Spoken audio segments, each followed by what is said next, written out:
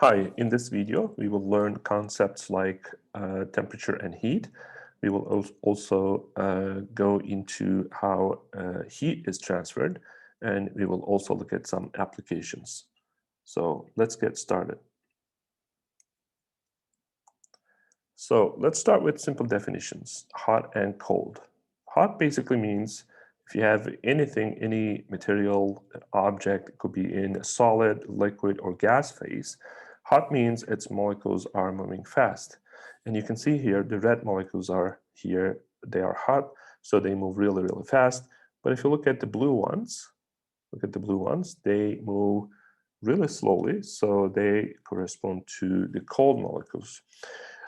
So hot and cold, so the molecular motion, so if you think about a gas, as you can see here, the gas molecules or the molecules in the liquid, they always move. But the same thing happens also with solids. You can take ice or anything in a solid material. The molecules are also moving, whether they're cold or hot. So in the cold case, they move really, really slowly. They vibrate just a little bit, but when they're hot, they vibrate really, really violently. But the bottom line here is the ice, when we say cold or anything like ice, it doesn't mean that the molecules are not moving at all. They actually move, but moving slowly in comparison to the hot ones. Okay, what is temperature? So we use this term every day. So the temperature is basically, so the molecules of any matter, could be gas, liquid, or solid, moves with different velocities. So when you take anything, for example, solid or liquid or gas, the molecules are moving, we talked about this, but they don't move at the same speed. So all of them moves with certain speeds, but there's a distribution of those velocities. So the average kinetic energy of the molecules is related to temperature. So for example, if you look at this graph, the y-axis is number of molecules and the x-axis is energy. So in this case, it's going to be kinetic energy. If your matter, let's say water, if the water is at negative 20 degrees Celsius, which means it's actually ice, its molecules are vibrating, just like you see here. But it doesn't mean that the vibration or the speed or the kinetic energy is a single value. It's actually a distribution. So when you look at some of the molecules, they have smaller energies, some has higher energies, but there is this average. So this average energy is related to the temperature. What happens if you heat it up? If you heat it up, you get water at 60 degrees Celsius. So what happens is, now again, the molecules, their distribution, their energy distribution, which you can see also as approximately as the velocity distribution, is again a distribution, but now the average mood, so the new average is here. So the average moves, that corresponds to increase in temperature. So the temperature is increased. But again, that doesn't mean that there's only one speed or one kinetic energy for all molecules, but it's actually a distribution. So the temperature is basically, it's related to the average energy of these molecules. So is there any, now the next question is there any temperature that, so you can see that they're vibrating even when they're blue and they're cold, but the question is there any temperature that the vibration ceases completely? Like they don't, like, is there any temperature where there's zero molecular motion, zero vibration? The answer is yes, it happens at 0 Kelvin, which corresponds to negative 273.15 degrees Celsius. So the molecules of ice, so it's pretty low temperature, you can see. So if you have ice, let's say negative 20 degrees Celsius, then the molecules are obviously vibrating still. Now let's move to heat. Heat is the energy transferred between objects. So here you can see that the flame is transferring energy to the object here. This object may be a piece of iron, or it could be any solid or any liquid. So heat is basically the energy transferred between the objects. So heat flows from the hotter object to the cooler object. We don't see the reverse of this. It's always heat goes from hot object to cool object. So when heat flow stops, thermal equilibrium is reached. So if you have an object at 10 degrees and it's in contact with another object at 5 degrees Celsius, then the heat will flow from this object to this object. And when they meet at a temperature, let's say maybe 8 Celsius degrees, then the thermal equilibrium is reached and the heat flow will stop. Now, thermodynamics, so we talked about thermal motion, temperature. So thermodynamics, it's study of the macroscopic variables such as temperature, pressure, volume, average energy of the system, which is denoted by E, and their relations as well as heat flow. So now so we know that any object, they are made of from atoms and molecules, but there are just too many atoms and molecules in a given object. So it's really hard to study the motion of each atoms and molecules. So what we do is we basically use thermodynamics. So instead of keeping track of each, the motion and positions and velocities of each object in a matter, what we do is we study the macro quantities like temperature, pressure, volume, and average energy. So this study is called thermodynamics. Now there are a couple of laws of thermodynamics. In this video, we will learn the Zeroth Law of Thermodynamics. So it basically says if A and B, these are two objects, are in thermal equilibrium, say A and B. So thermal equilibrium means they are at the same temperature. It could be, let's say, 50 degrees and 50 degrees. So no heat will flow either way because they are at the same temperature. Heat will not flow. Okay, one of them could be small, one of them could be heavier. These could be different materials. It doesn't matter.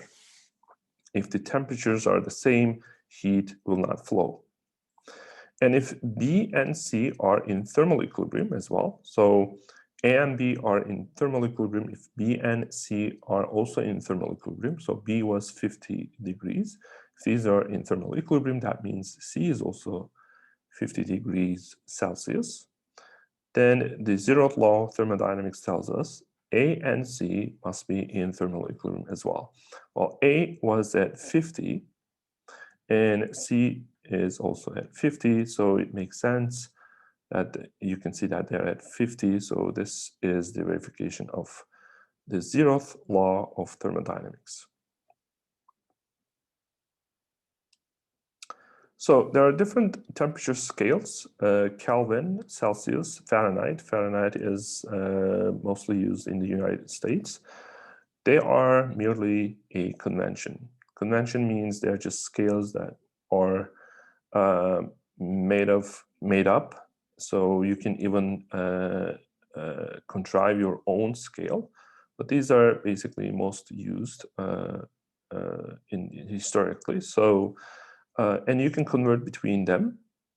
So for example, Celsius at 0 Celsius means in Kelvin 273. In Fahrenheit, it means it corresponds to 32 degrees Fahrenheit. So you can convert between these. So if you want to convert between Celsius and Kelvin, then you can use these relations. They're equivalent. And if you want to convert between Celsius and Fahrenheit, then you would have to use these two equations. Now be careful that this 5 divided by 9 is multiplied by the whole thing, because there's this parenthesis here. But here 9 divided by 5 is multiplied only by the temperature in Celsius.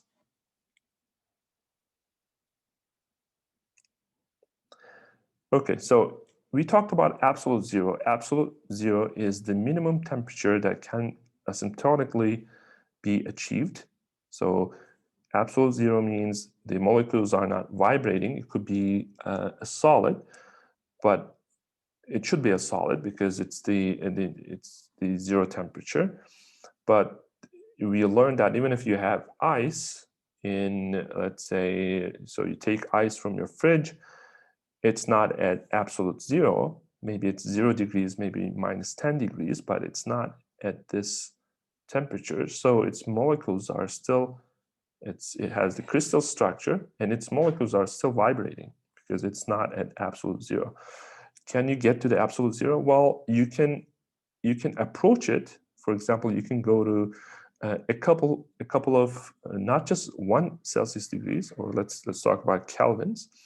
So you can go to maybe 0.1 Kelvin, 0.001 Kelvin, and even maybe you can go to 10 to the negative 6 kelvins, even maybe to, so this is basically microkelvins. You can even go to nanokelvins, but you can never go to 0 Kelvin. So that's what is meant by asymptotically. So you can approach it, but in reality, getting exactly to 0 kelvins, it's impossible because there will be always some energy, even though it's little. There will be always some remaining energy in the material. So at absolute zero, all molecular motions stop. We can think of this in our minds, even though we cannot really do this in the lab. So if you have a equipment like this, so there's basically some gas here, and there's mercury here. So for any gas at constant volume, so here the gas is at constant volume. Its volume is not changing because there's this glass container. It cannot expand or contract. So for any gas at constant volume, you can measure the pressure of the gas at different temperatures. So you can heat it up if you want. You can heat it up, and it will not change the volume because the volume is constant here because of the glass, but it can change the pressure. It will change the pressure. So that high pressure will push this mercury down a little bit, and this height will go up. So you can always measure the pressure of the gas by looking at this height. So the point is you can basically measure the pressure of the gas at different temperatures. So, and you can plot it, right? So this is temperature in Celsius, and this is pressure. For example, you can measure the gas pressure at 100 degrees. So it could be, let's choose gas 2. So you measured it, and the value is here, some value. You can also measure it at 0 degrees, the gas pressure. Well, at this point, you may say, can we have gas at 0 degrees? The answer is yes. The water is ice at 0 Celsius, but there are some other materials which are still in the gas form at 0 degrees. So you can also measure the pressure at 0 degrees. So it's going to be this. So basically at this point, this is the first measurement at 100 degrees. So there's this pressure. This is the second measurement at 0 degrees, and its pressure value will be here. And what you can do, you can actually make a straight line. And if you calculate the slope, so you can use some geometry here. For example, you can complete it to a triangle like this. Okay, so you know this value, you know this value, and you know these values. So basically, you know this height, you know this height. And you can use some geometry to find if you do the calculations from geometry, you will find this pressure goes to 0 at negative 273.15 degrees Celsius. So you can actually find, by making some experiments, you can find the absolute zero in degrees Celsius. So use the slope. Slope means opposite divided by adjacent in the PT graph, which is this graph, to calculate the temperature where pressure goes to 0. So what happens if the pressure goes to 0? So if there's no pressure, that means there's no vibration, there's no hitting on the walls of the glass, there's no kinetic energy, there's no linear motion. So that's the point where the pressure goes to 0. So that's actually the absolute zero, right? At absolute zero, the pressure goes to 0. And you will find this happens at this temperature, as I mentioned. And this temperature was set as absolute zero by Lord Kelvin. So you can think of it as a redefinition. So as I said, you can make up your own temperature scale. So according to Lord Kelvin, this temperature is 0 Kelvin.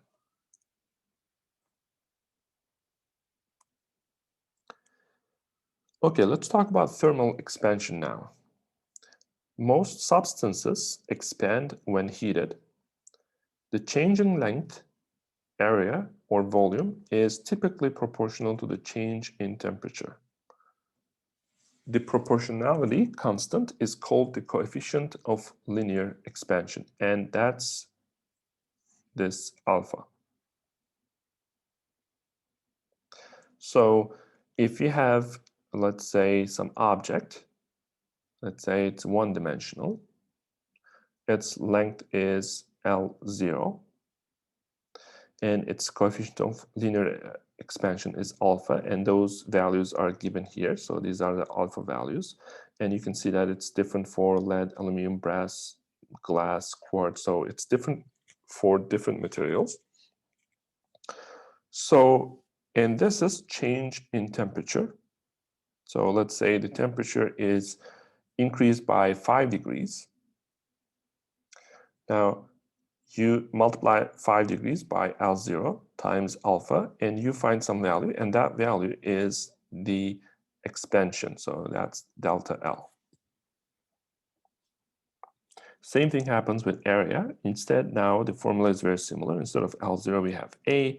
Instead of alpha, we have 2 alpha. The reason is because if you are dealing with area, then because it's two-dimensional, so each dimension expands with the coefficient of linear expansion alpha. So that's why we need 2 alpha here. So you heat it up, let's say initially like this, you heat it up, you change the temperature, and maybe finally it becomes like this. So if this is initially A, then finally the total final becomes A plus delta A. But this formula only it calculates the change in area. So this formula here, it calculates this part.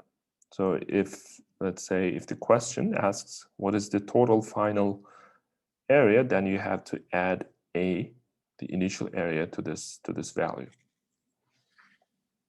And volume change is similar. Now instead of 2 alpha, we have 3 alpha, and you can call that 3 alpha just another name, beta. So in some tables you will find alpha.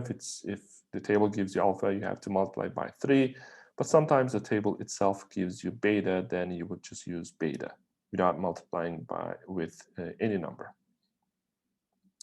So you can combine different metal strips. So these are, you can see here that there are 2 strips.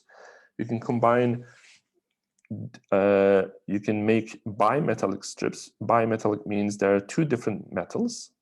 So type A, type B, these could be like lead and brass, or aluminum, brass, copper, iron. So it's up to you how to combine them. So if you, so let's say one of them, so here it says if B has a greater coefficient of linear expansion, let's say alpha B, and there's alpha A. So alpha B is greater than alpha A. What happens? Well, if alpha B is greater, then if you cool it, if you decrease the temperature, it will shrink. And because alpha B is smaller, larger, sorry, if alpha B is larger, B will shrink more.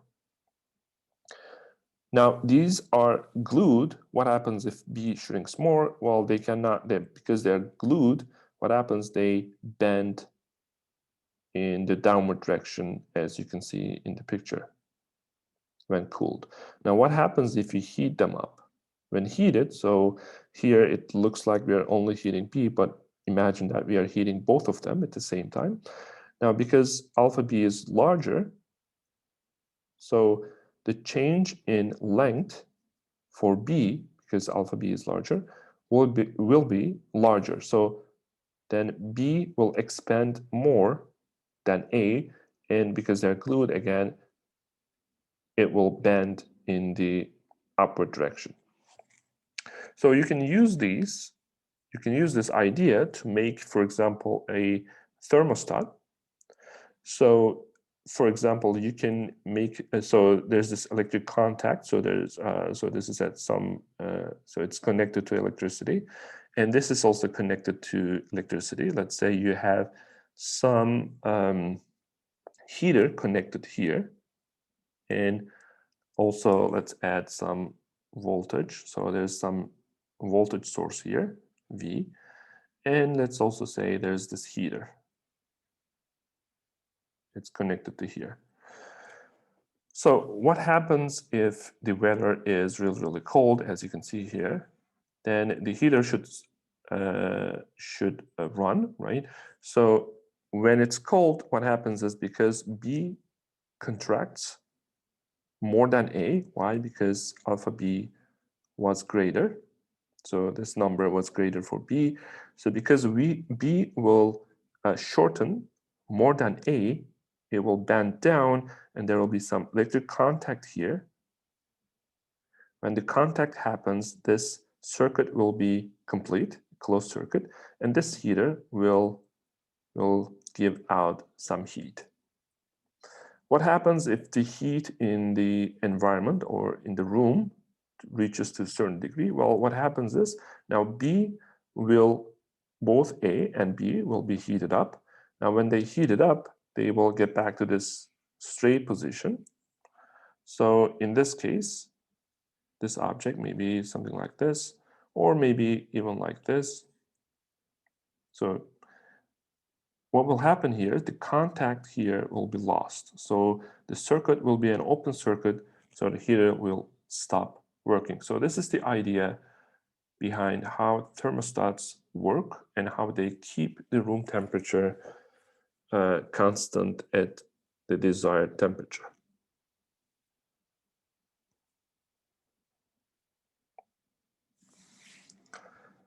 Okay, here's an example. The height of the Eiffel Tower increases 0.4 centimeters for each Celsius degree that the temperature rises. Assuming that it's made of iron, find its height L0. So it has the height L0. And for each Celsius degree, the change in height, so let's show it here. So that delta L becomes 0.4 centimeters for each, so for 1 Celsius degree difference. So we are going to use this formula, even though the Eiffel Tower is a three-dimensional object, but we are interested in the height. So height is just one-dimensional. It's not area, it's not volume. So it's just one-dimensional. So we use the one-dimensional equation. So the change in height becomes 0.4 centimeters. So we have to divide it by 100 to convert it to meters. So it's 0.004 meters. The alpha for the coefficient of linear expansion so here it says it's made of iron.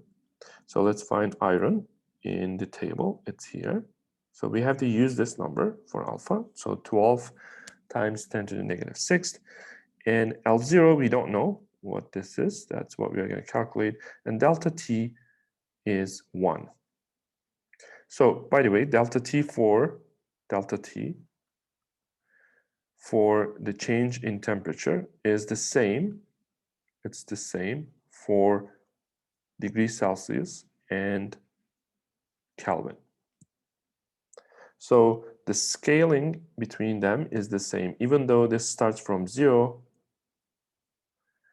or let's put it this way, for 0 Kelvin, this is 273, even though their starting point is different. But if you increase Kelvin by 1, let's say 1 Kelvin, then this becomes 272. So the difference in Celsius, 1 here, the difference in Kelvin is 1. So you don't have to convert in this case. So either Celsius or Kelvin, because delta T is the same for both. So we have 1 here, because it says here for each Celsius degree that the temperature rises. And if you solve this equation for L0, what you find is 333 meters. And if you look up the height of the Eiffel Tower, the real height of the Eiffel Tower is 324 meters, and our result is really, really close. So that's very interesting. So this tells you, actually, if you want to measure the height of something, what you can do is you can heat it up a little bit and check out. So measure basically the expansion amount, and by using the formula, you can actually find the initial height of the object. So this is especially useful if you want to measure something really, really long. Okay, here is another example. In this case, we will deal with a volume. So we have a copper flask, which is here, this container, with a volume of 200, and 1 centimeter cube is filled to the brim with olive oil. So it's filled all the way to the top, olive oil. Initially, it's filled all the way to the top. If the temperature of the system is increased from 11 degrees Celsius to 36 degrees Celsius, how much oil will spill from the flask? Well, if you change the temperature, so initially this was at 11 degrees Celsius. If you heat it up, what will happen is the oil will expand. Also, the container will also expand. So if they expand in terms of volume at the same rate, nothing will spill, right? But if the oil expands more, the volume of the oil expands more than the volume of the container, then what will happen is oil will spill. So the betas are given. Remember, beta means 3 alpha, but they're already given, so we will use betas. And this is the formula. So for oil, we will use the oil beta. It's this number. The initial volume is 201. And the change in temperature, so from 11 to 36 degrees Celsius, so the change is 25 degrees Celsius. So I write 25 here. So heat is not 25. So you give some heat to the system. So you basically heat it up, and that heat changes the temperature by 25 degrees Celsius. So if you do the calculation here, the change, the volumetric change of oil is 2.4 centimeter cube. This is not the final volume. This is the change, delta V oil. Here we have not converted to meter cube. You can do it, it's up to you, but if you want to go with centimeters cube, that's also fine. As long as you know you get the units right, then it's no problem. So now let's calculate the volume change of the flask container. So it's made from copper, so we have to use the beta for the copper, and it's this value. The initial volume is again the same. So, and the change in temperature is 25, and you can see that the change in delta V flask it's actually smaller than the volumetric change of oil. So what's going to happen? Well, some of the oil will spill because oil expands more than the container here. So if you want to find the spilled oil, then you have to basically take the difference, 3.4 minus 0.26, and the spilled oil volume is 3.1 centimeter cube.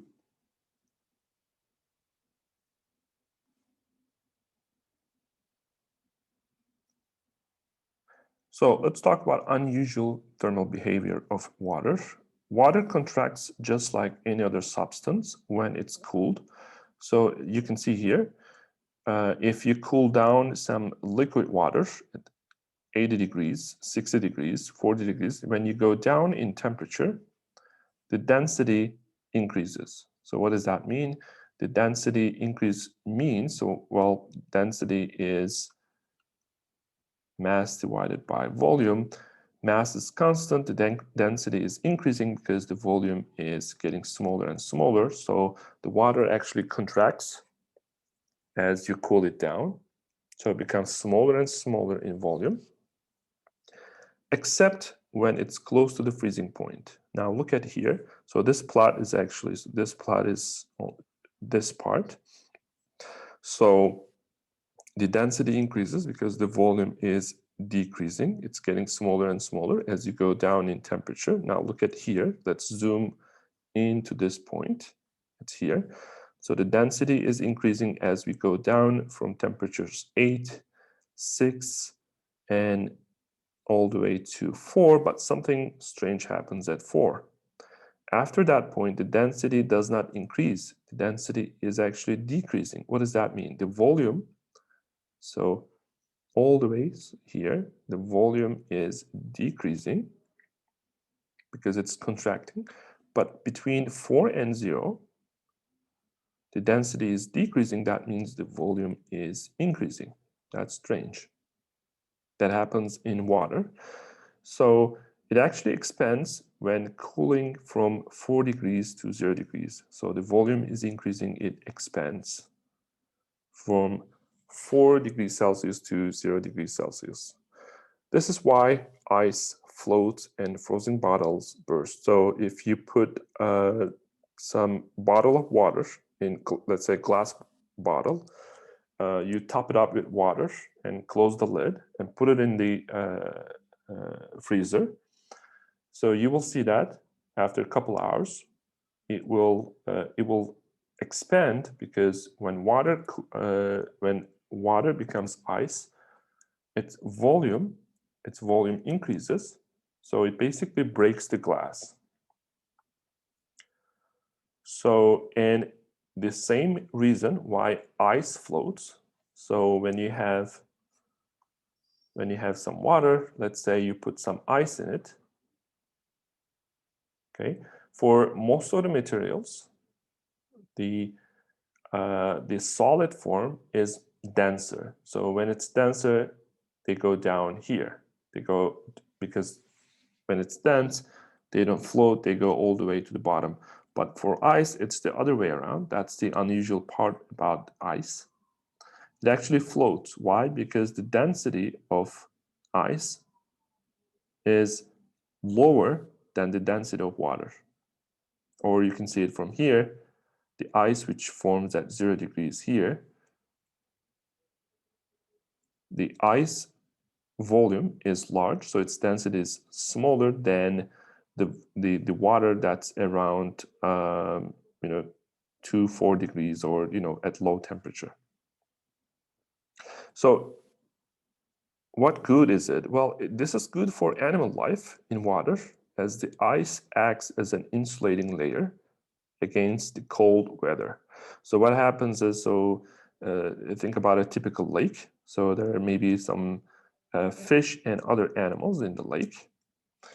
So when the outside temperature is, let's say, -10 degrees, well, the water will start freezing, right? Some ice will form.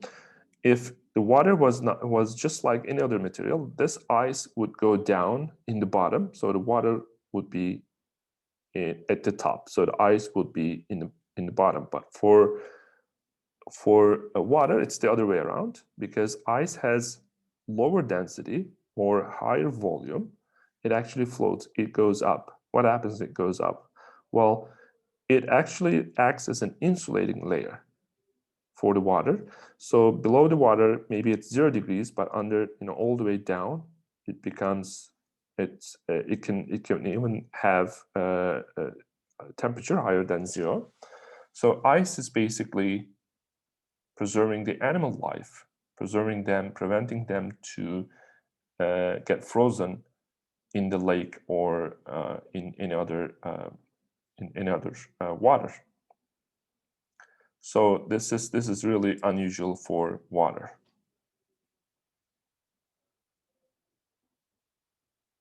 If ice was going down, if it was not floating, if we didn't have this unusual behavior of water, so ice would go down.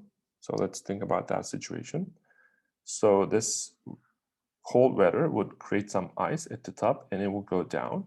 So the ice would come here, and then we would still have water here. So this cold weather would it would still continue creating more ice because now there's water. So that ice would also go down. And if you waited enough, then this cold weather would actually completely cause the freeze of the whole lake. So that could be possible, which would kill probably all the animal life in the lake.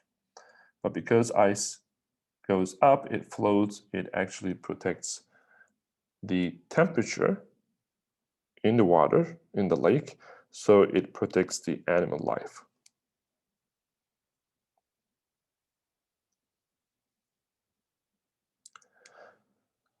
Now, in this section, we will talk about heat and mechanical work. They can convert to each other. So mechanical energy can turn into heat and consequently increase the temperature. Probably you guys have tried one of these things. You can move the stick mechanically, and that would create some heat and even flames in the other wood down here.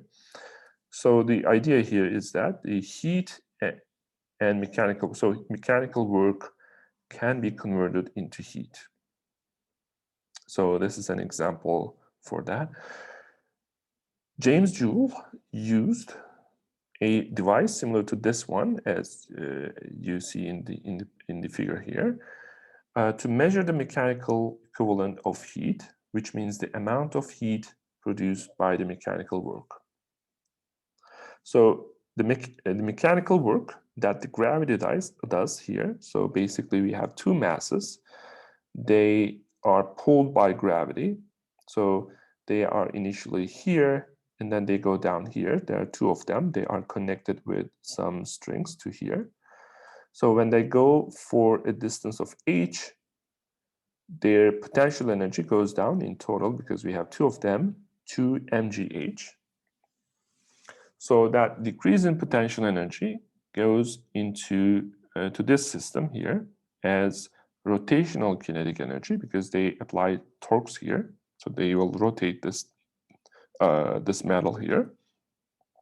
And there are some paddle wheels that are connected to this metal mill. So those paddle wheels, so they will rotate inside, and they will of course collide with the water molecules in this container. So those water molecules, because of the collisions, their kinetic energy will increase, And you have already learned the kinetic energy is related to temperature. So the temperature here will increase in the fluid, and you can measure that increase by this thermometer. So the mechanical work that the gravity does, which is 2 mgh, is transferred to the water in the container, and the water's thermal energy, and hence the temperature increases.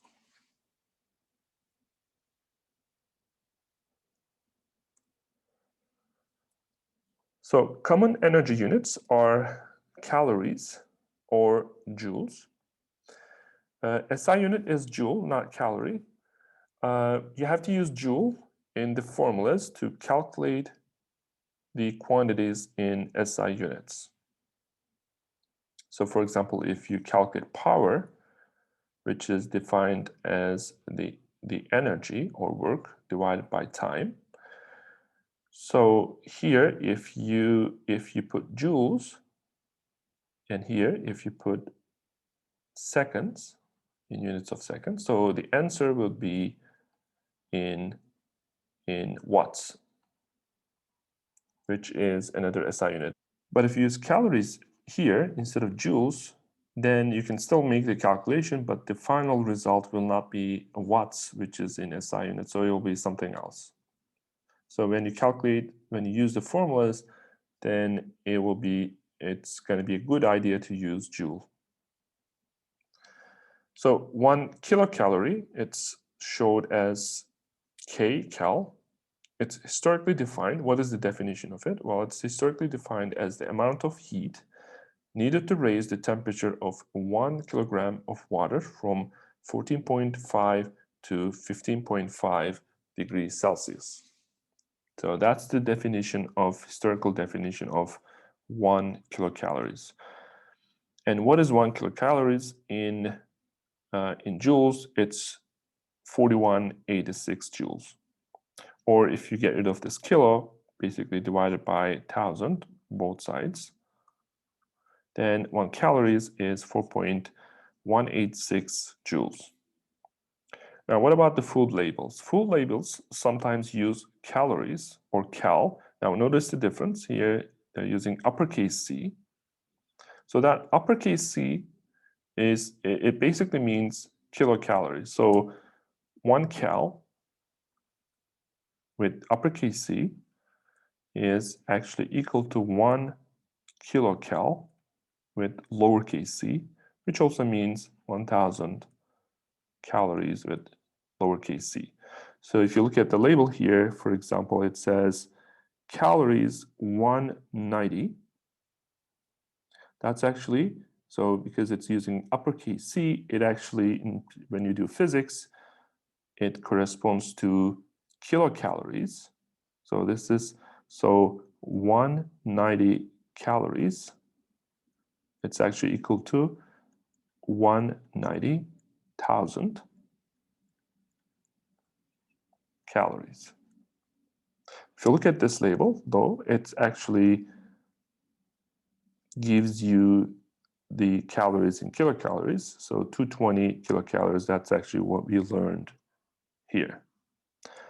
So the bottom line is when you see uppercase C, know that that corresponds to kilocalories.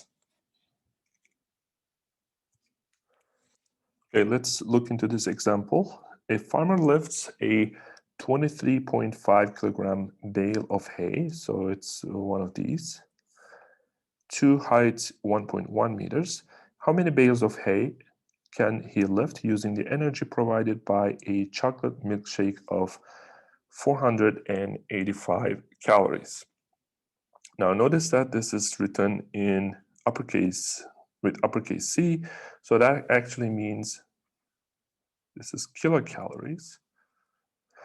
So here the heat is shown by Q, so energy provided by the milkshake, heat or energy, it will be 485,000 calories. So if you convert it to, by using this conversion, if you convert it to joules, it will be 2.03 times 10 to the 6 joules.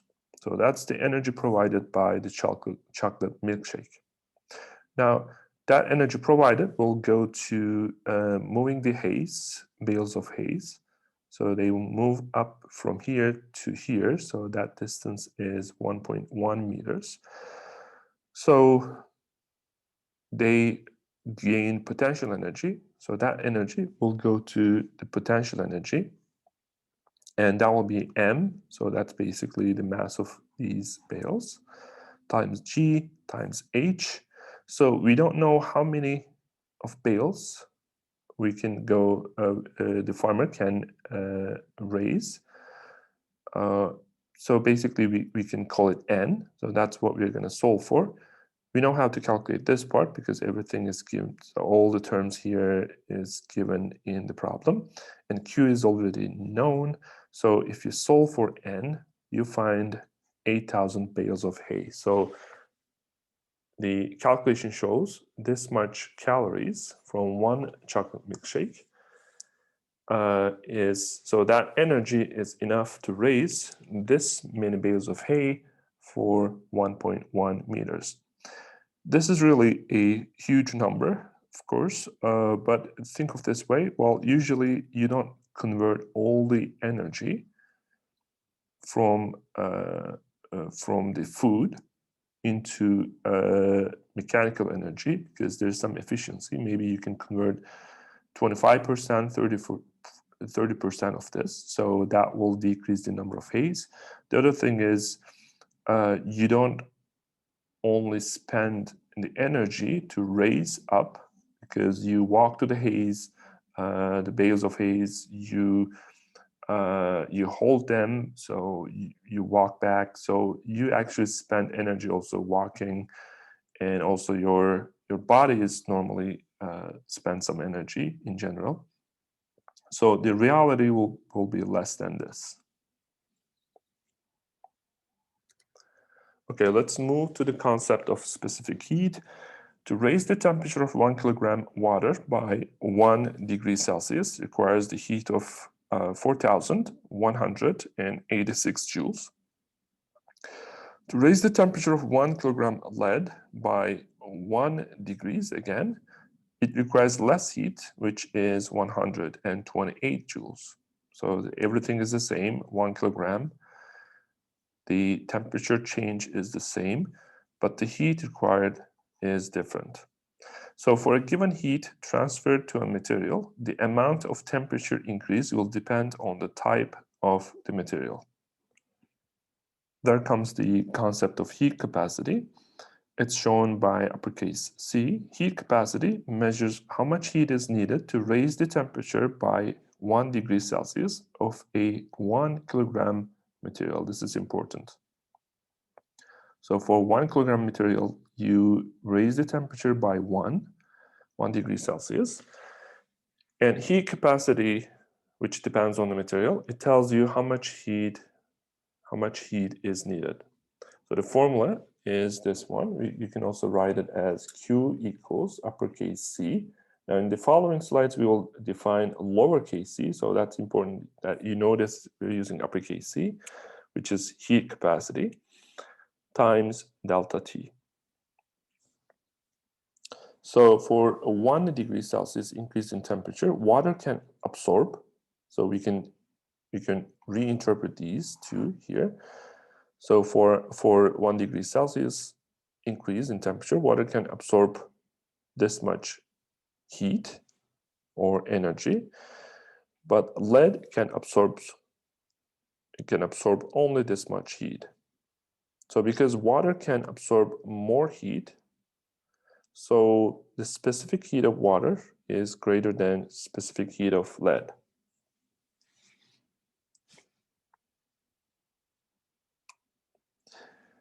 Okay, so but heat capacity depends on mass. We talked about 1 kilogram, right? So it depends on mass, and since larger objects have the capacity to absorb more energy, that makes sense. If you have a larger object, it will absorb more heat or energy. How to define a quantity that will only depend on the type of material, but not the amount of heat. Now that is specific heat capacity. So we add specific in the front, or shortly, we will also call this just specific heat without using the capacity word. And it will be shown by lowercase c. So the definition is, uppercase C was defined by Q divided by delta T, but now we divide it by also the mass so that we don't talk about mass at all. We don't think about it, so that we can only focus on the type of material. You can also write this as Q and C delta T.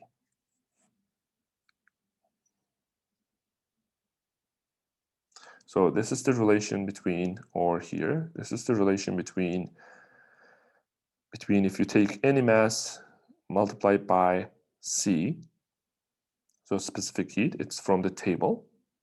You can see that it's lowercase c, and multiplied by the change in temperature. Notice that the change in temperature is always defined as the final temperature minus initial temperature. And if you multiply these terms, you will find the heat or energy needed to make that temperature change. And as you can see here, the specific heat for water is really large. That means water can absorb more heat or energy than the other ones. For example, if you look at silver, gold, the metals, their specific heat is less.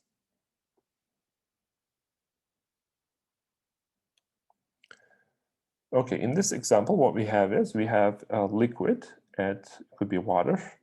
Indeed, it's water here.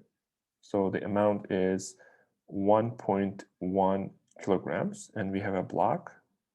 Its mass is 0.5 kilograms. Their initial temperatures are given, and the specific heat of water is given.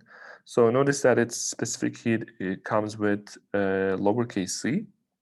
So this doesn't tell us of specific heat of any particular mass of water. So this is valid for any mass. So this doesn't include mass. That's why we will actually multiply it by mass in the formula. If you remember, we multiply by mass. But the uppercase C, it was only for 1 kilogram of mass. So now we only deal with, after this point, specific heat capacity, not heat capacity. So now the question, so what happens is when you mix them, of course, the heat goes from the block to the water because block is hotter, the water is colder. And the equilibrium, thermal equilibrium, happens at the temperature 21.4 degrees centigrade. So now that temperature, the final temperature, should be between these values, and it is indeed between them. Does it have to be exactly in the middle of these values? No, because the masses are different. So it doesn't have to be in the middle of these values, but it should be between these values, and indeed it's between those values. So what is the specific heat of the block? Now the block cools down and the water heats up. The heat that the block loses is equal to the heat the water gains. So the total change of heat then is 0, right? So the block will lose heat and the water will gain heat. So the total will be 0. The change will be 0. So now if you write the heat for the block, it will be M block, C block, which this is the thing that we don't know, we have to solve for. And remember, we always write final minus initial, final minus initial. What is the final temperature of the block? It's this. What is the initial? It's 54.5. So the final is less than the initial. So this will give us a negative value. Here the final is larger than the initial water temperature. The final is 21.4. The initial water temperature is 20. So So this will be a positive number. This will be a negative number. And when you add them up, it will be 0 because there's really no external heat given to the system or no external heat went out of the system. So it's all there just exchanging energies. So that's why we equated it to 0. Now, everything here, the mass of the block, mass of the water, seawater, T final, T water, T initial block, they are all known except this C block. So solve this equation for C block, and what you find is this expression. Now, because everything in this expression is known from the problem, and if you plug in the numbers, you will find C block to be 390 joules per kilogram Kelvin.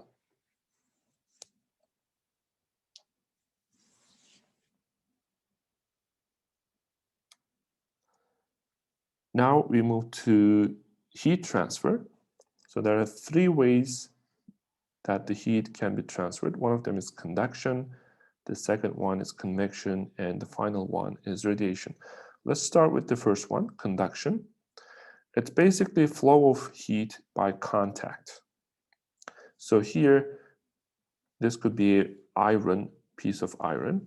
It's in contact with this flame. So in contact means, they are at a certain distance at close proximity so that the heat transfer can happen. So this flame, so there's definitely some gas here. Those gas particles hit the particles of the iron, the atoms of the iron.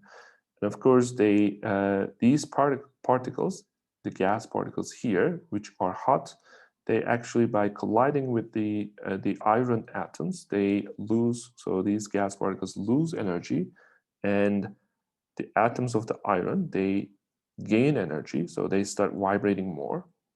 Because it's in the solid form, the atoms cannot move as in the case of gas or liquid. What they can do in the crystal or solid form, they can vibrate. So you can see that as they get heated, they start vibrating more and more violently. So now these atoms, now they're hot, the next ones are cold initially. So because of now the collision between them or the interaction between them, they make the next ones, the neighboring ones, vibrate with more energy, and then the neighboring ones, and then the neighboring atoms. So this is basically how heat flows. So when we say flow of heat, what's flowing is not some sort of material, or the atoms are not flowing either. They are at the same location. So basically their vibration energy is increasing. And just like in the case of sound waves, remember the particles were not moving. What was moving was the wave. Here it's a similar situation. What's moving is actually the energy from here is being distributed this way. So the atoms are gaining more and more energy. So particles don't flow in conduction. We will see in convection, the particles themselves will flow, but in conduction, which is this example, the particles do not flow. The kinetic energy, so particles, the high kinetic energy, that means hot particles, transfer kinetic energy, which is the gas here, the hot gas here because of the flame. They transfer kinetic energy to the neighboring low kinetic energy. Low kinetic energy means cold particles. Now, and you can see that takes some time, T, right? So the heat flow, the energy flow, it takes some time. And it also depends on the cross section here. So the cross section, it could be, this could be a metal with cross section, square cross section, could be like this, or it could be round, like a cylinder, or any shape. So, but if the cross section is small, the amount of heat that can flow it will also less. Think of, you have a garden hose a small cross-section and a large cross-section. In the large one, you can move more water in a given time. And also the length, if the length is more, then it will take more time for the heat to flow. So we can combine all of these into this equation. The amount of heat flowing by conduction through cross-sectional area A, so this area, cross-sectional area A, is so that the heat Q is given by this formula. So let's say we have, instead of a flame, let's say we have a heater here, and it's at constant temperature T1. Let's call it maybe 90 degrees Celsius. And on this end, we also keep it at certain constant temperature. Could be, let's say, 10 degrees Celsius. And let's say the cross-sectional area here of this rod is A. So the temperature difference would be how much? It will be 80. So that will be delta T. So that 80 comes here, so that's delta T. L is the length of the rod. It's here. So K is the thermal conductivity. It depends on the material. We will see a table in the following slides. And A is, again, a cross-sectional area. So if A is large, Q is large, because you can transfer more heat. If the change in temperature, if the temperature difference is large, then again, the flow of heat will be more. If the length is more, then the flow of heat for a given time, it will be less, because the heat should travel more distance. And if the time is more, if you wait enough, as you can see in the animation, if you wait for enough time or longer time, then the heat transfer will be more.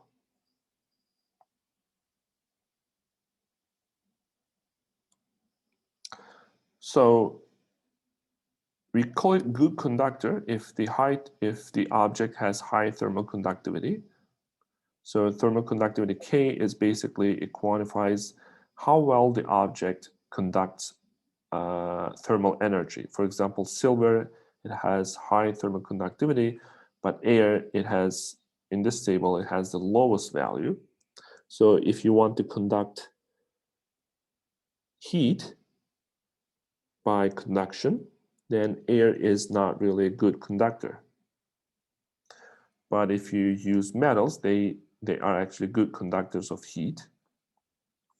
And poor conductor, it's also called insulator. It has low thermal conductivity. Blankets are insulators, since air is trapped between fibers and air has low thermal conductivity. So this is actually the reason why we use blankets. We covered ourselves with blankets when we want to sleep, because we don't want to get cold, and they keep our body temperature the constant value, or they prevent the interaction with our body. It's usually 35 degrees with the room temperature, which is most of the time it's less than our body temperature. So they are good insulators. And the reason for that is these fluffy blankets, they can trap air between their these, maybe we can call them hairs. So they can trap air here. And because air is it's a very bad conductor, it's actually a good insulator. So if let's say room temperature is 10 degrees Celsius, and if your body is 35 degrees Celsius, because air is a bad conductor or good insulator, it can help you keep your body temperature at the same temperature without losing much energy. Now, the other phenomenon that I'm sure you experience when you, so why does bathroom floor, so this is bathroom floor here, it feels colder than the bathroom mat. This is the mat the green one is the mat, even though both are at the room temperature. So all the objects in the bathroom or in any other room, they are at the same temperature. If the room temperature is 20 degrees, the mat, the sink, the walls, the ground, they are all at the same temperature. But when you know that when you step on the concrete or the floor, whatever that material is, or when you step on the mat, they feel different, right? The concrete, it feels colder. Now, why is that? Now, here's the explanation. It has something to do with thermal conductivity. So the temperature of your sole, which means under your foot, is higher. Your body temperature is about 35 degrees than the room temperature. Room temperature is usually 20 degrees. So your body temperature, your foot, it's let's say 35 degrees Celsius. So both the mat and the floor are in the same they're in the same room, so they're at the room temperature, okay, 20 degrees. When you step on the bathroom floor, it draws heat from your foot more quickly than the mat can do. So the bathroom floor, can take more energy in a given time, or can take energy more quickly than the mat can do. And what's the reason for that? Because the rock thermal conductivity is more than the mat thermal conductivity. So you can think of the bathroom floor as a concrete, and you can think of the mat conductivity, thermal conductivity, as maybe like a wool. As you can see, that thermal conductivity of the mat is smaller. So that means the mat it will take some heat from your foot, which is at 35 degrees, but the floor takes heat from your foot at a higher rate, or let's say more quickly. We can write down the formula again if you want. Q equals, so there's this conductivity, thermal conductivity. So there is the area, and there's delta T divided by L times T. So for a given time, let's say 1 second, the temperature difference is 15 degrees in both cases, 15 degrees. L is the distance, so it could be, let's say, 1 centimeter between your foot and between the concrete. So you can take any number, doesn't matter. So the area is your foot area. It's some number in both cases. Now, what's different is K.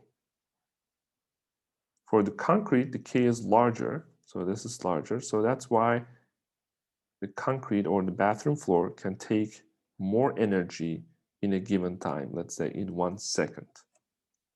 And what you feel as cold, our feeling, the perception of heat, we don't really feel the ground, because we don't really feel or measure our senses. They don't measure the temperature itself, but they're sensitive to change of heat, or how much heat is drawn from our body. So if our skin felt only the temperature, it should feel the same, but we feel the bathroom floor, it feels colder because we are more sensitive to change in heat rather than the actual temperature on the ground.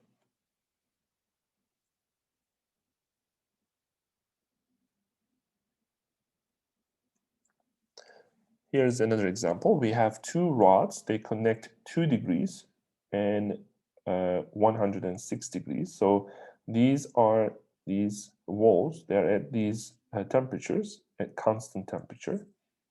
So the rods have square cross-section. So their cross-section is like this, square.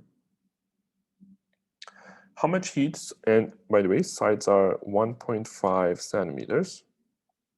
How much heat flows through the two rods in 1 second? So for the lead one, we are going to use lead thermal conductivity, which is this number, and it's written here. The area will be 1.5 squared. Of course, 1.5 is in centimeters. We have to first convert it to meters and take the square. So this will be the area. And the change in temperature is 104, and we have to divide it by this length. This is the length here. And we have to multiply it by 1 second because in the problem it says 1 second. So this is the energy, this is the heat or energy that will be transferred from here to here in 1 second. So this is the amount of heat or energy. Now that was for the lead. What about the copper? So this one will also transfer heat. Now the only difference here, everything is the same, but the conductivity is, thermal conductivity is different. For copper, it's larger. And if you do the calculation, 17.6 joules. Now the total heat transferred from this wall to the other wall through these two rods, it will be basically the combination of these two. So you add them up, and the result is 19.1 joules.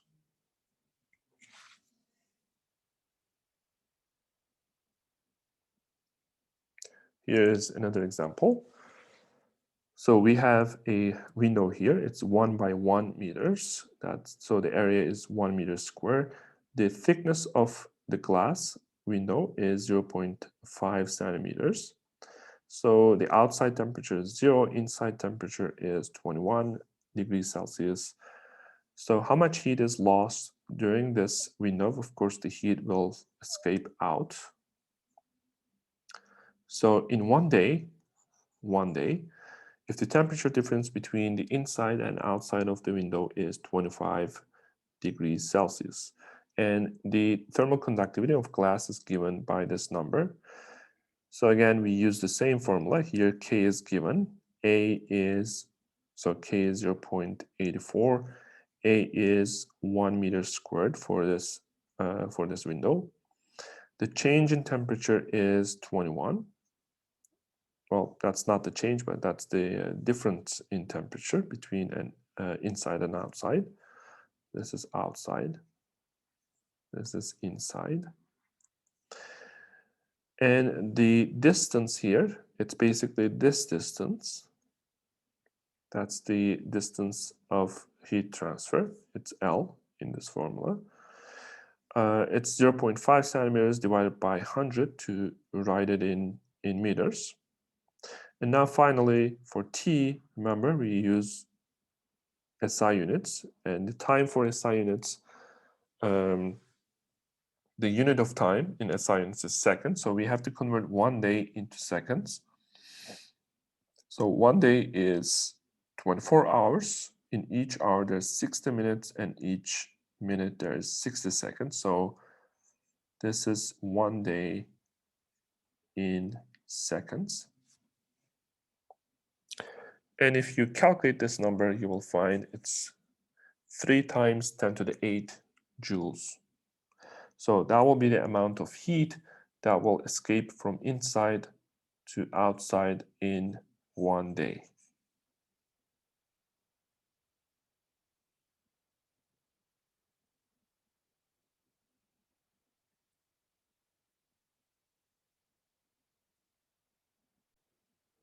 Okay, second way of heat transfer is convection. So in convection, what happens is flow of heat by transportation of hot fluid. So fluid may be liquid or gas, but in convection, we really have the hot particles or cold particles are moving from one point to another. In conduction, remember, the particles were not moving, they were just vibrating more and more. But in convection, the particles themselves are moving. So for example, in this case, so we have a teapot, or we have a radiator that heats up the room.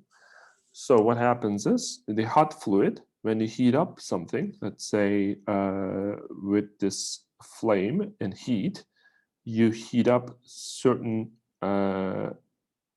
parts of this liquid here. So when you heat up, what happens? Liquid or gas, it expands. What happens is if it expands, so the volume increases. When volume increases, its density decreases.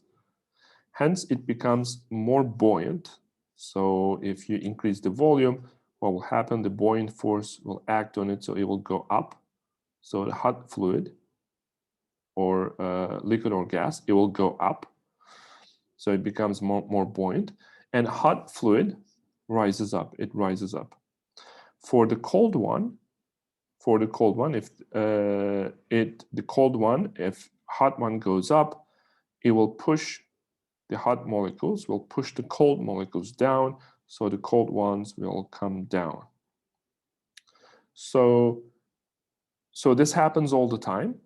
So it happens in the teapot. Also, it happens at home. So you have the radiator here. It heats some of the air. So the hot air, it expands, it goes up. And when it goes up, it pushes the cold one down, and cold one comes close to the heater. And then that cold air will be heated by this heater again. And then that will, because of heat, its volume will expand, it will go up. So this circulation will happen all the time by that circulation. Also, the temperature in the room will increase, but there will be always a temperature difference. If you have the heater down close to the ground, the temperature in the ceiling will be different than the temperature on the floor, because cold air has its volume is less, so it's less buoyant, so it goes down. And the hot air, it's more buoyant, its volume is larger, density is less in the hot air, so it goes up. And a similar thing happens on the Earth with the winds. So the equator is heated up more because the light that comes from the sun that falls on the equator with 90 degrees or close to 90 degrees. So the equator heats up more, the air around the equator.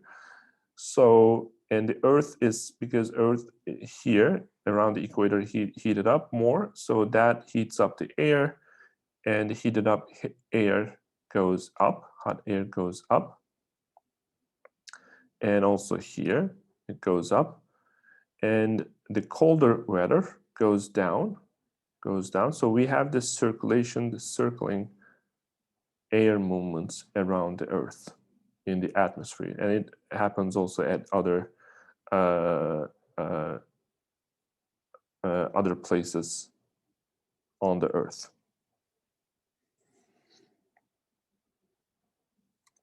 Now, the third way of heat transfer is radiation. It happens by means of electromagnetic waves, including visible light and infrared. They carry energy. So when we say electromagnetic waves, it could be visible light, or it could be infrared, or any other energy. So, for example, from the sun, we get energy in the form of light or electromagnetic waves, but it's not only the visible spectrum, we also get energy or electromagnetic waves in the infrared, ultraviolet, and other frequencies as well. So absorbing that radiation or electromagnetic waves creates heat. So when you absorb sunlight, your skin heats up, so it creates heat. Or these heaters, they also use the same idea. So basically, they send out infrared energy in the infrared spectrum, so they heat up the room. So the other thing is all objects whose temperature is above absolute zero, which is 0 Kelvin, they emit electromagnetic waves, mostly at the infrared frequencies, which can be seen by a thermal camera. So any object in the room or even your body actually emits electromagnetic waves. They're usually at the infrared spectrum, not visible spectrum. So when you look at the people, for example, here, with the infrared camera, you can see that they emit some light. Of course, and this is not light, let's call it radiation. So of course, by naked eye, we cannot see this radiation because we can only see the visible spectrum, which we call light. But this is still electromagnetic waves energy in the infrared. It's just like light. The only difference is its frequency is less. So it's in the infrared spectrum. But you can see them, you can see that infrared energy by using a thermal camera. You can also use thermal camera to look at the house, and you can detect the points, for example, these the windows and the garage openings and the doors. These are the points, these are hot points, so you can determine, or for example, this point, where the heat escapes from the house. So you can, for example, there are certain points which actually make the heat leak, so you can maybe you may want to fix those points so that the heat is preserved in the house. In these devices, they measure the temperature. I'm sure you've seen one of these. They use basically they measure the energy that's coming from your body in the infrared spectrum, and from that energy they infer what your body temperature is. So if you have a piece of metal, it's probably iron. If you heat it up, you get energy. Or in fact, these parts you get radiation in a visible spectrum. But there's also, this part is also hot, but it just looks like a metallic. Even though you cannot see, there is infrared radiation coming from this part as well. So if you want to see the energy in this part, you have to, again, to be able to detect infrared, you have to look through a thermal camera. Now, all objects radiate electromagnetic energy at all frequencies. So your body is actually right now, or sun, or any other object which is not at 0 Kelvin, they emit or radiate electromagnetic energy. Of course, it also depends on temperature. If the object is at high temperature, for example, look at this 5,000 Kelvin, that object radiate at all wavelengths or frequencies, so energy. But if it's 5,000 kelvins, it will mostly, so the maximum, the frequency that has the maximum amplitude, it will be around in the visible spectrum.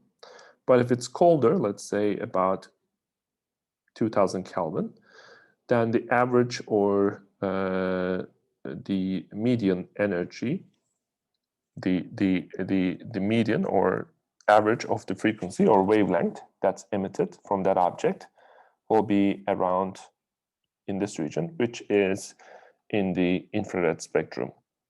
So the bottom line here is any object, including your body, it emits radiation at different frequencies, but some frequencies are dominant, and that depends on the temperature. Now, the total energy radiated, the energy radiated at all wavelengths, with different weights, of course, depending on the temperature. So the energy radiated per second, the total energy, is power. Remember, energy divided by time is power. So that energy can be also work. And the formula for power is given by Stefan Boltzmann law. And here's the formula. So if you want to, so you have an object, let's say you have an object, it's at 20 centigrade degrees, and you want to calculate the energy that's emitted from this in the form of radiation. you want to calculate not the energy, but the power, so energy per second, you have to use for that this formula. So what are these terms? Let's talk about these terms. First of all, we have the temperature here. Of course, there's the fourth power. So this temperature should be in Kelvin. So you have to convert this 20 degree Celsius into Kelvin. Here, A is the area. It's the surface area of the object. So you have to calculate the total surface area of this object. The sigma here is the Stefan Boltzmann constant. It's some number, which is given here. It's a small number. And here E is emissivity. And so it's about how effective an object is in radiating energy. So this E. It's dimensionless and its value is between 0 and 1. For example, if E is 1, that means that object is perfect in terms of both emitting or radiating and absorbing energy. So if an object has a large E, which is close to 1, that means that object is perfect in terms of emitting or absorbing energy. Or, for example, if E is 0 or close to 0, that means the object is perfect reflector. So that means those materials don't radiate energy or absorb radiation from the surrounding, from the environment. So they only reflect the incoming radiation. So basically, you can use, so emissivity is related to both. So you have this object here. So it depends on the materials, and it's related to how well an object can absorb the radiation, electromagnetic radiation, and also how well it can emit or radiate the radiation. Now, if you look at this table, for example, aluminum foil, its emissivity is really, really small. So that means it will not really absorb much radiation. Also, it will not radiate much radiation.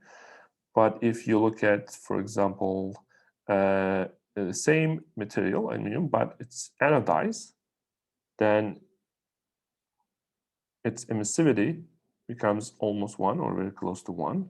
Or we can compare, for example, copper. If the surface is polished, then it will be really, really good reflector. So its E will be really small. And that also means so small E means it will not be a good absorber or emitter. But if you oxidize the same copper, but if you oxidize the surface, then its emissivity becomes close to 1. So in this case, it will be a good absorber and good radiator.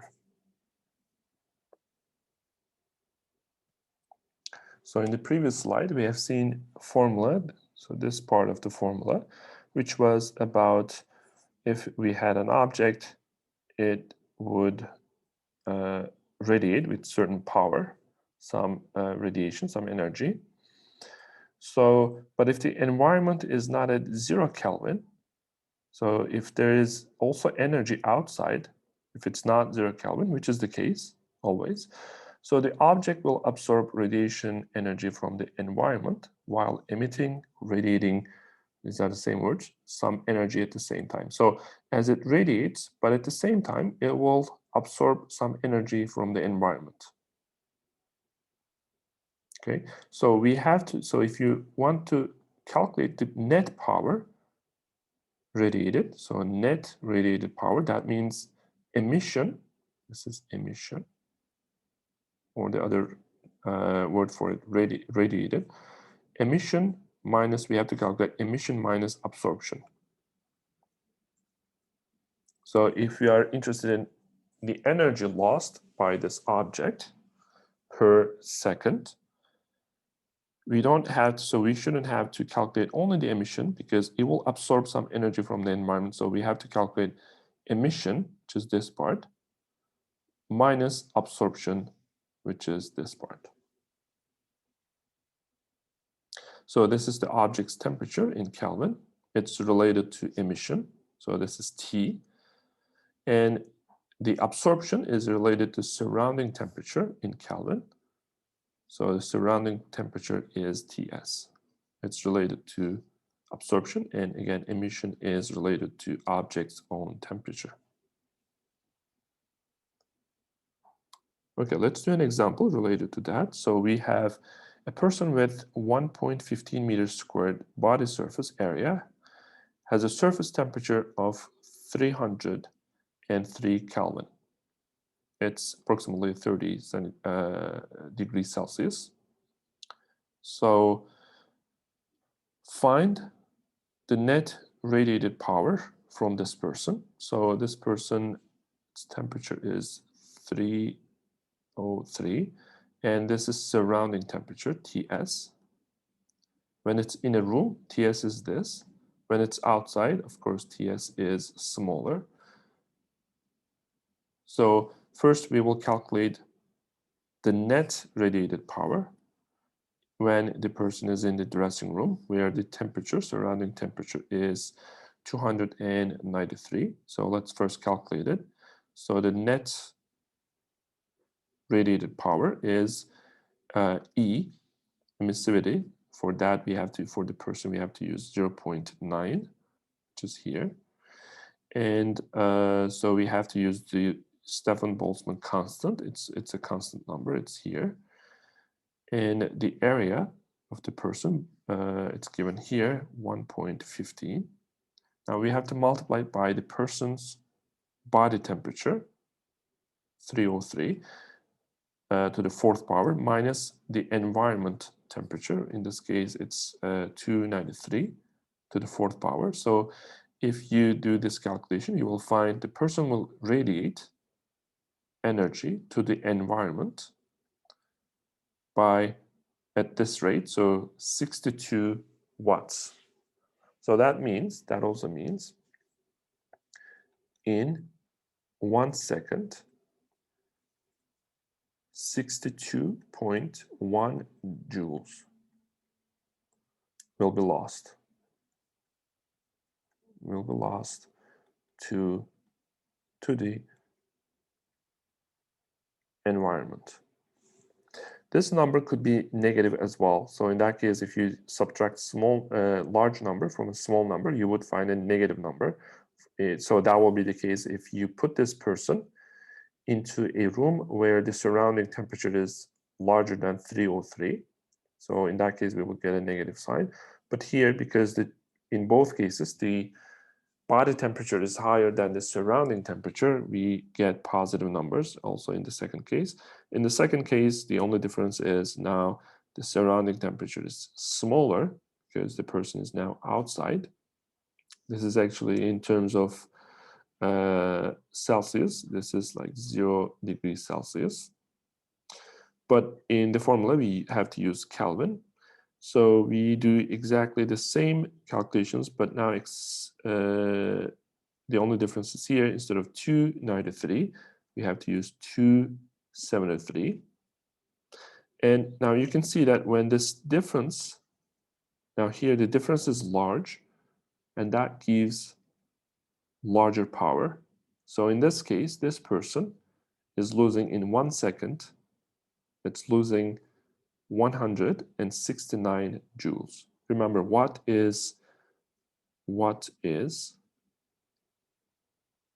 joules per second. So in 1 second, it loses about 170 joules in 1 second. In 2 seconds, it will lose about 340 joules, and it goes like that. So we calculate power. So it's not energy lost, it's energy lost in 1 second. If you want to find, let's say, the total energy lost in 1 hour, what you would do is you would multiply this number, 169, by 1 hour in seconds. So you will multiply by 60. So the energy, let's do it here, energy lost in 1 hour, it will be power times T. So it will be 169 times 1 hour in seconds, it makes 60 times 60. So when you multiply these, you will find the energy lost to the environment by this person's body in 1 hour.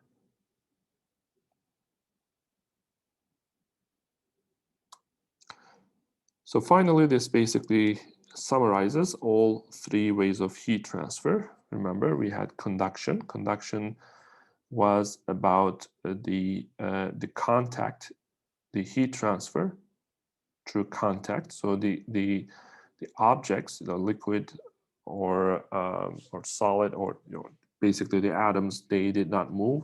So here there's some temperature here, high temperature. It's basically the molecules are hitting the molecules of this metal, the bottom of the teapot. So because they have, so here there's more kinetic energy. So that kinetic energy, as they are hitting this metal, these molecules, they will heat up the atoms of the metal, so they will start moving more violently, and then they will basically hit the water inside. So that's the way of heating the water. So this process here, it's conduction. But that's not the end of the story, because now we have hot water here, because its volume will be larger, so it expands when you heat it up. So it will go up and it will push the cold ones down. So you will also get this circulation. Now in the circulation, what happens is the atoms or the molecules, they actually move. So they transfer heat by moving. So that's convection, the second way of transferring heat. And finally, even though you don't see it, there will be some radiation coming out. Most probably it will be mostly in the all wavelengths or frequencies of light or electromagnetic energy, but mostly it will be in the infrared spectrum. So you cannot really see it by naked eye, but if you use thermal camera, you will see that you will see it glowing, and that is the radiation. So these are the three ways of heat transfer. So that's the end of this lecture. So I will see you in the next video.